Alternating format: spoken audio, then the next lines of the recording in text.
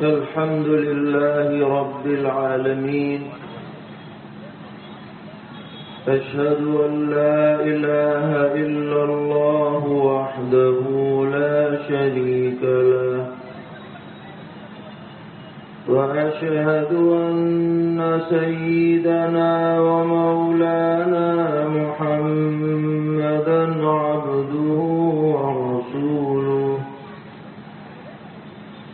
صلى الله تبارك وتعالى عليه وعلى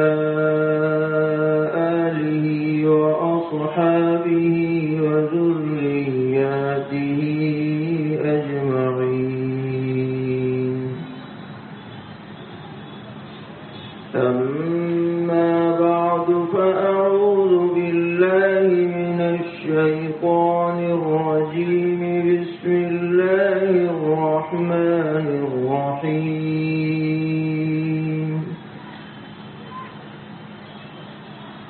يا أيها الذين آمنوا بالله ورسوله والكتاب الذي نزل على رسوله والكتاب الذي أنزل من قبل، ومن يكفر بالله وملائكته وكتبه ورسله واليوم الآخر فقد ضل ضلالا بعيدا. صدق الله مولانا العلي العظيم.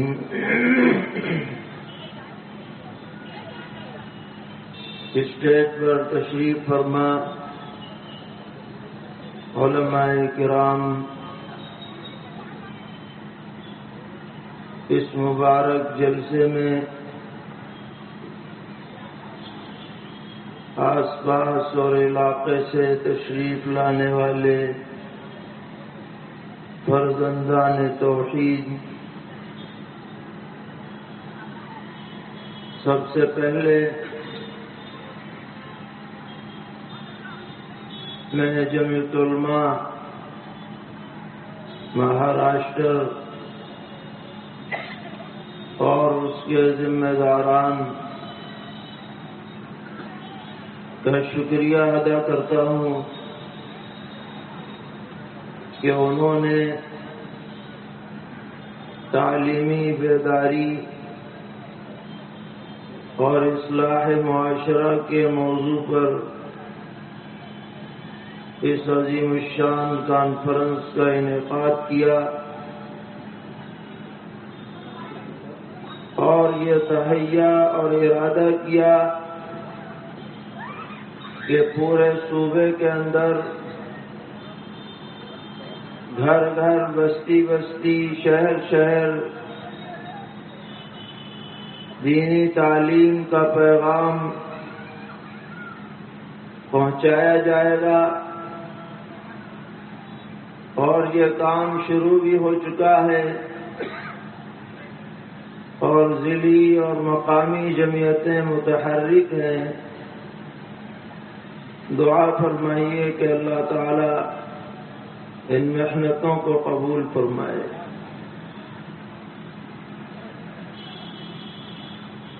موضوع کی مناسبت سے آپ کی خدمت میں قرآن پاک کی ایک آیت تلاوت کی گئی ہے، اور یہ وہ آیت ہے کہ جسے ہر مسلمان کو ہر وقت پیش نظر رکھنا چاہیے، اور یہ سوچ کر مطمئن نہیں ہو جانا چاہیے کہ ہم تو آبائی مسلمان ہیں، ہمارے باپ دادا مسلمان، ہماری نسل مسلمان، ہمارے نام مسلمانوں جیسے، ہمارا ریکارڈ سرکار کی نظر میں مسلمان، محض اس پر اطمینان نہیں کرنا چاہیے۔ اللہ تبارک و تعالی تمام اہل ایمان سے خطاب فرما رہے ہیں کہ یا ایھا الذین آمنوا، غیروں سے خطاب نہیں ہے، ایمان والوں سے خطاب ہے، کیونکہ غیروں سے اگر خطاب ہوتا تو آگے جو حکم آ رہا ہے آمنو، اس پر کوئی اشکال نہ ہوتا کہ بھئی غیر ہیں، ان سے کہا جا رہا ہے ایمان لے آؤ، بات ٹھیک ہے، اسلام میں داخل ہو جاؤ، کفر چھوڑ دو۔ لیکن عجیب بات یہ ہے کہ خطاب اللہ تعالیٰ نے ایمان والوں کو فرمایا اور حکم یہ دیا کہ آمین، اے ایمان والوں ایمان لاؤ باللہ، اللہ تبارک و تعالیٰ پر، ورسولہ، اور اللہ کے پیغمبر پر، والکتاب الذی نزل علی رسولہ، اور اس کتاب پر، قرآن مقدس پر جو اللہ تبارک و تعالی نے رفتہ رفتہ 23 سال میں اپنے پیغمبر پر اتاری، اور ایمان لاؤ والکتاب الذی انزل من قبل، ان تمام کتابوں پر جو پہلے پیغمبروں پر اللہ تعالی نے نازل فرمائی۔ خطاب ہے ایمان والوں سے اور حکم دیا جا رہا ہے کہ ایمان لاؤ۔ کہنے والا کہہ سکتا ہے کہ ہم نے تو پہلے ہی ایمان مجمل مفصل پڑھ رکھا ہے، ہمیں کیوں پڑھایا جا رہا ہے؟ تو حضرات مفسرین نے اس آیت کی تفسیر میں لکھا کہ یہاں آمینوں سے مراد نیا ایمان لانا نہیں ہے، بلکہ ایمان پر ثابت قدم رہنا ہے، کہ اس ایمان کے بارے میں جو اللہ تعالیٰ نے تمہیں عطا کیا ہے فکر کرو کہ یہ ایمان ہاتھ سے چلا نہ جائے۔ اللہ تعالیٰ کی ذات و صفات پر، سرور عالم صلی اللہ تعالی علیہ وسلم کی رسالت پر، کتاب اللہ کے برحق ہونے پر، توریت اور انجیل اور زبور کے برحق ہونے پر، تمام رسولوں کے برحق ہونے پر یقین تمہارا برقرار رہنا چاہیے، یہ مراد۔ اور اس کی مثال دی کہ جیسے سورہ فاتحہ میں اللہ تعالیٰ نے دعا سکھلائی، جو سب سے بڑی دعا ہے اور سب سے اہم دعا ہے اور سب سے شاندار دعا ہے کہ اہدنا الصراط المستقیم، ہمیں راہ راست کی ہدایت دیجیے۔ تو وہاں یہ مطلب نہیں ہے کہ ہدایت دیجیے، بلکہ ہدایت پر قائم رکھیے، صراط مستقیم پر قائم رکھیے۔ اور یہ تو تلقین ہوئی مثبت انداز میں، ایسا کرو، ایسا تمہیں کرنا چاہیے۔ عقیدے کی طرف تمہاری نظر رہنی چاہیے، تمہارے یقین میں تزلزل نہیں ہونا چاہیے۔ اور پھر اگلے جملے میں دوسرے انداز میں تنبیہ فرمائی کہ وَمَن يَكْفُرْ بِاللَّهِ وَمَلَائِكَتِهِ وَكُتُبِهِ وَرُسُلِهِ وَالْيَوْمِ الْآخِرِ فَقَدْ ضَلَّ ضَلَالًا بَعِيدًا۔ جس کے دل میں شک پیدا ہو جائے، جو کافر بن جائے، کفر کے دائرے میں چلا جائے، اللہ تعالیٰ کے بارے میں، رسولوں کے بارے میں، فرشتوں کے بارے میں، آخرت کے دن کے بارے میں وہ راہ حق سے دور چلا گیا، گویا جہنم کا مستحق بن گیا۔ تو اس آیت میں اللہ تعالیٰ نے پوری امت کو، امت اجابت کو، ایمان لانے والوں کو، جن کا دعویٰ ہے کہ ہم صاحب ایمان ہیں، جن کا دعویٰ ہے کہ ہم نے کلمہ پڑھا ہے، جن کا دعویٰ ہے کہ ہم پیغمبر علیہ السلام کے غلام ہیں، محبت کرنے والے ہیں، ان سب کو پیغام دیا ہے، ایمان کی سلامتی کی فکر کرو۔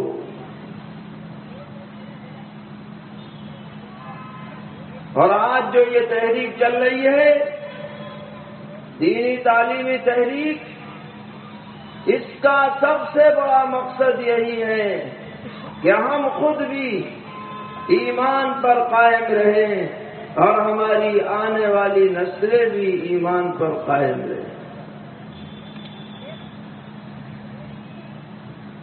آج فتنوں کا دور ہے۔ ایک یلغار ہے، یلغار جو فرمایا تھا پیغمبر علیہ السلام نے کہ ایک دور ایسا آئے گا کہ تصیر الفتن عوداً عوداً، فتنے ایسے پیدر پہ آئیں گے جیسے چٹائی کے اندر تیلیاں پیدر پہ لگائی جاتی ہیں۔ آدمی صبح کو مومن ہوگا، شام تک ہوتے ہوتے کافر ہو جائے گا، نعوذ باللہ۔ کبھی ایسا ہوگا کہ رات میں مومن ہے اور صبح ہوتے ہوتے ایمان سے محروم ہو جائے گا۔ ایسے فتنے رونما ہوں گے، اور آج یہ فتنے ہم اپنی آنکھوں سے دیکھ رہے ہیں۔ اللہ تعالی حفاظت فرمائے۔ ہمارے بچے اسکول جا رہے ہیں، صبح 7 بجے 8 بجے چلے گئے اور شام کو آ رہے ہیں تھکے ماندے، اور جو جتنا بڑا پیسے والا ہے اتنا ہی اعلیٰ اسٹینڈرڈ کا اسکول میں، مہنگے اسکول میں پڑھانا اپنے لیے فخر سمجھ رہا ہے۔ اور یہ اعلیٰ اسکول یا تو عیسائی مشنریوں کے ہیں، یا RSS کے ہیں، سرسوتی اسکولز کے نام سے، یا سناتن دھرم HD اسکول کے نام سے، جن کو معیاری سمجھا جاتا ہے۔ ان اسکولوں میں پڑھایا جانے والا نصاب، وہاں کا ماحول، وہاں کی تہذیب، پڑھانے والی میموں کا طور طریقہ، یہ سب ہمارے مذہبی اقدار کے بالکل خلاف ہے۔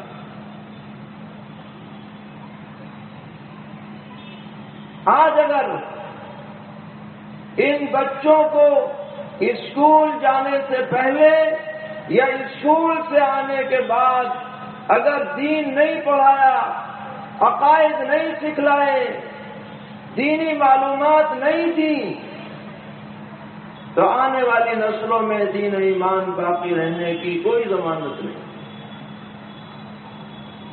آج ہم مسجدیں بنا رہے ہیں شاندار، بڑا پیسہ اس پہ لگا رہے ہیں، لیکن اگر ان بچوں کے دین و ایمان کی فکر نہیں کی تو مسجدیں ویران ہو جائیں گی، مسجدوں میں نمازی نہیں رہیں گے،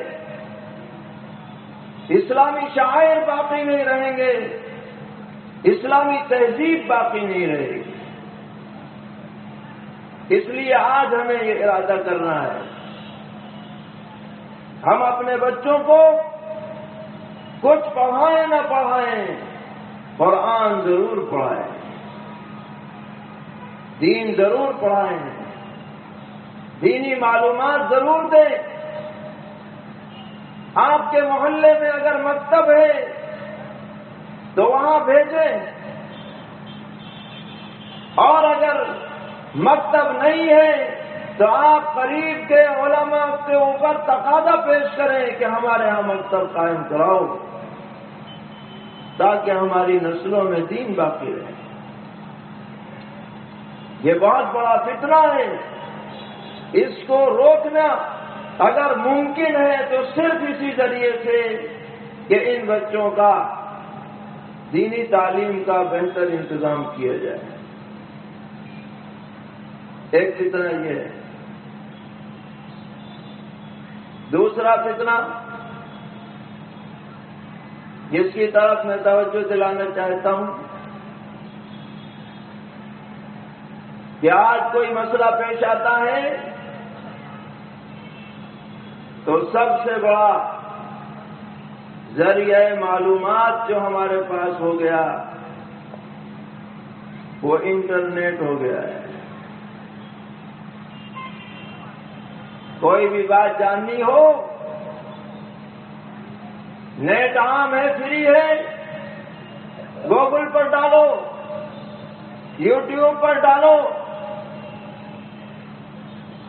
اور جو وہاں سے جواب مل رہا ہے صحیح ہو غلط بس اسی کے اوپر اکتفا ہے۔ حالانکہ ان جگہوں پر جو مواد ہے وہ زیادہ تر گمراہ فرقوں کی طرف سے ڈالا گیا ہے، اور ہمارے پاس اتنا علم نہیں ہے کہ ہم پہچان سکیں کہ کیا غلط ہے اور کیا صحیح۔ یہ دین صحیح طرح جبھی باقی رہے گا جبکہ عوام کا معتبر ثقہ صاحب ورع و تقوی علماء سے جوڑ باقی رہے، جبھی یہ دین باقی رہے۔ محض ان ذرائع پر اعتماد اور بھروسہ نہیں کیا جا سکتا ہے۔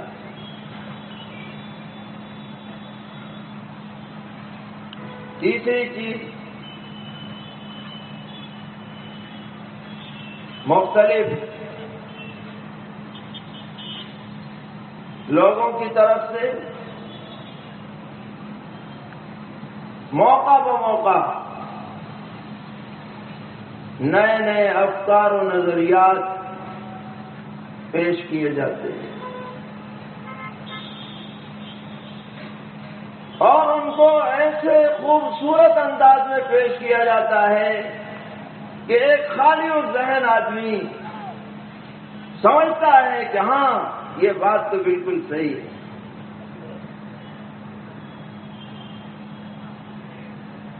کیونکہ اس وقت خاص طور پر کئی سالوں سے عالم اسلام میں اتھل پتھل مچی ہوئی ہے۔ یمن ہے، عراق ہے، شام ہے، فلسطین ہے، حالات دیگر وہ ہیں۔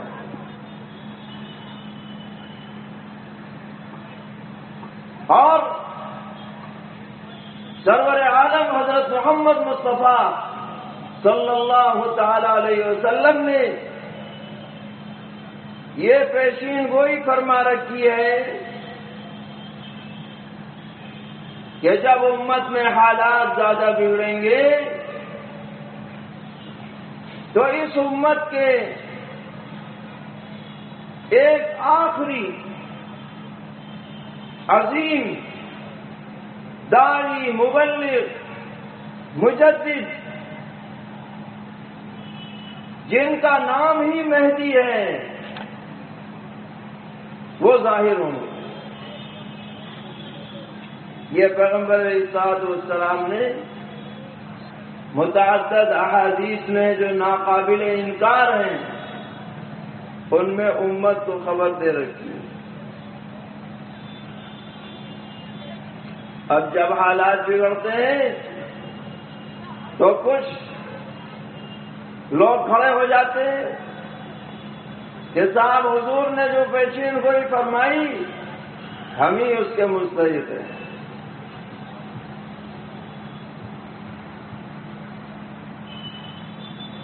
ایک مرتبہ کا قصہ ہے،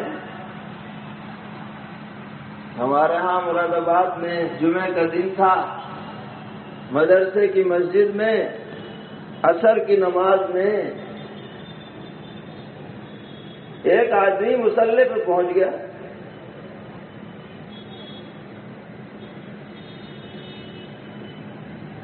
اور مدرسے میں طلبہ نماز پڑھائی دیتے ہیں، اساتذہ سمجھے کہ یہ بھی کوئی طالب علم ہوگا،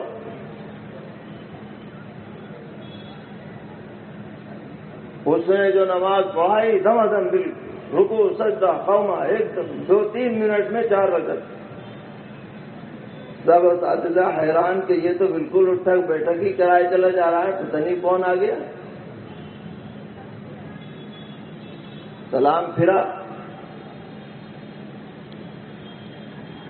ہم لوگ ایک دوسرے کو دیکھنے لگے کہ بھئی کیا قصہ ہے۔ ابھی دیکھ ہی رہے تھے کہ اس نے مصلی پہ بیٹھ کے کہا میں امام مہدی ہوں۔ پتا چلا کہ دماغ میں خلل تھا، یہی سودا سوار ہو گیا کہ میں امام مہدی ہوں، آگے نماز پڑھا دی۔ تو ایسے سودا والے صدیوں سے پیدا ہوتے چلے آئے ہیں، سینکڑوں کی تعداد میں، اور وہ یہ دعویٰ کرتے ہیں کہ میں مہدی ہوں۔ لیکن قربان جائیے سرور عالم حضرت محمد مصطفیٰ صلی اللہ تعالی علیہ وسلم پر کہ آپ نے خالی یہی نہیں فرمایا کہ مہدی آئیں گے۔ اگر خالی یہی فرماتے تو بڑا اجمال رہ جاتا، کنفیوژن پیدا ہو جاتا، حق کا پتہ نہ چل پاتا۔ لیکن پیغمبر علیہ الصلوۃ والسلام نے بہت سی نشانیاں بتلائیں۔ ان کا یہ نام ہوگا محمد، ان کے والد کا نام ہوگا عبداللہ، وہ میرے خاندان سے ہوں گے، بنی فاطمہ میں سے، وہ مدینہ منورہ کے رہنے والے ہوں گے۔ لوگ انہیں خلیفہ بنانے کی کوشش کریں گے، وہ وہاں سے نکل کر مکہ معظمہ چلے جائیں گے، اور وہاں لوگ انہیں پہچان لیں گے اور زبردستی انہیں خلیفہ بنا دیا جائے گا۔ پھر بھی لوگوں کو کچھ شک ہوگا تو ایک لشکر چلے گا اور وہ مقام بیضا میں دھنسا دیا جائے گا، دشمنوں کا لشکر۔ جب یہ خبر عام ہوگی تو ہر طرف سے اہل اسلام ان کے تعاون کے لیے جمع ہو جائیں اور ایک لشکر جرار مجاہدین کا تیار ہوگا اور خلافت اسلامیہ قائم ہوگی اور جنگ ہوگی دشمنوں کے ساتھ، اور اسی درمیان میں دجال جو دنیا کا سب سے بڑا فتنہ ہے، جو 40 دن کے لیے دنیا میں ظاہر ہونے والا ہے، جس کا پہلا دن 1 سال کے برابر، دوسرا 1 مہینے کے برابر، تیسرا 1 ہفتے کے برابر، اور بقیہ 37 دن عام دنوں کے برابر، یہ دجال اعظم آنے والا ہے، وہ بھی ظاہر ہوگا حضرت مہدی کے زمانے میں۔ ساری دنیا میں پھر جائے گا، 70,000 یہودی راہبین اس کے ساتھ ہوں گے، احبار جبے قبے پہنے ہوئے، صرف مکے میں اور مدینے میں نہیں جا پائے گا۔ مدینے کے باہر بہت پہاڑ کے پیچھے اس کا لشکر ٹھہرے گا۔ مدینہ منورہ سے ایک نوجوان شخص نکلے گا اور کہے گا میں گواہی دیتا ہوں تو ہی وہ کانا دجال ہے جس کے بارے میں پیارے آقا صلی اللہ علیہ وسلم نے خبر دی تھی۔ وہ کہے گا اگر میں تجھے مار کے زندہ کر دوں تو مان لے گا کہ کر کے دکھا؟ تو آری سے لے کر اس جوان کا بدن چیر دے گا، آدھا ٹکڑا ادھر آدھا ادھر، بیچ میں چلے گا، دکھائے گا اپنے لوگوں کو اور پھر ملا کے زندہ کر دے گا کہ دیکھ اب تو مان لے۔ دنیا کا سب سے بڑا شعبہ، سب سے بڑا شعبہ گر ہوگا، سب سے بڑا دھوکے باز شاطر ہوگا۔ جب وہ جوان زندہ ہو جائے گا کہے گا اب تو مجھے اور یقین آ گیا کہ تو ہی دجال ہے، حضور نے یہ بھی خبر دی اور اب تو کسی کو مار نہیں پائے گا۔ اسی درمیان میں حضرت مہدی اور ان کا لشکر شام کے شہر دمشق میں جمع ہوگا اور دجال کی فوج محاصرہ کیے وہ ہوگی۔ ہمارا عقیدہ ہے اس آیت کی روشنی میں، ہمارا عقیدہ ہے کہ پہلے پیغمبروں میں انبیاء بنی اسرائیل کے خاتم سیدنا حضرت عیسیٰ علی نبینا وعلیہ الصلاۃ والسلام آسمان پر زندہ تشریف فرما ہے اور اس وقت انہیں نازل کیا جائے گا۔ اور پھر اللہ تعالی ان کے سانس میں ایسا اثر ڈالیں گے کہ تا حد نظر سانس کا اثر جائے گا اور دجال ایسے پگھلے گا جیسے پانی نمک پر ڈال دیا جائے تو نمک پگھلتا ہے، باب لطف پر جا کر اسے قتل کریں گے۔ یہ ساری نشانیاں حضور نے بتا دی۔ ان تمام نشانیوں کے رہتے ہوئے ہر کچھ دنوں کے بعد کچھ ہی قدر آ قدر کھڑے ہو جاتے ہیں، کہتے ہیں میں مہدی ہوں۔ کبھی صورت دیکھی نہیں آئینے میں کہ مہدی ہوں گے کیسے؟ یہ منہ اور مسور کی دال، کوئی بھی علامت ان پر فٹ نہیں ہوتی، اس کے باوجود بہت سے لوگ ان سے متاثر ہو جاتے ہیں۔ کیوں؟ بنیادی دینی تعلیم ہم نے نہیں دی۔ اگر یہ مکتب کی تعلیم ہو، اس میں صحیح عقیدے سکھلائے جائیں، دین کی فکر پیدا کی جائے تو ایسے فتنوں سے امت محفوظ رہ سکتی ہے۔ اس لیے ہم سب آج یہ ارادہ کریں، تہیہ کریں، گھر گھر دین پہنچائیں گے، علماء سے ربط رکھیں گے، فتنوں میں مبتلا نہیں ہوں گے۔ اللہ تعالی ہم سب کو توفیق عطا فرمائے اور ان محنتوں کو برابر فرمائے۔ وآخر دعوانا الحمد للہ رب العالمین۔ بزرگوں، سب سے پہلے تو ہم شمال مشرقی زون کے ذمہ داران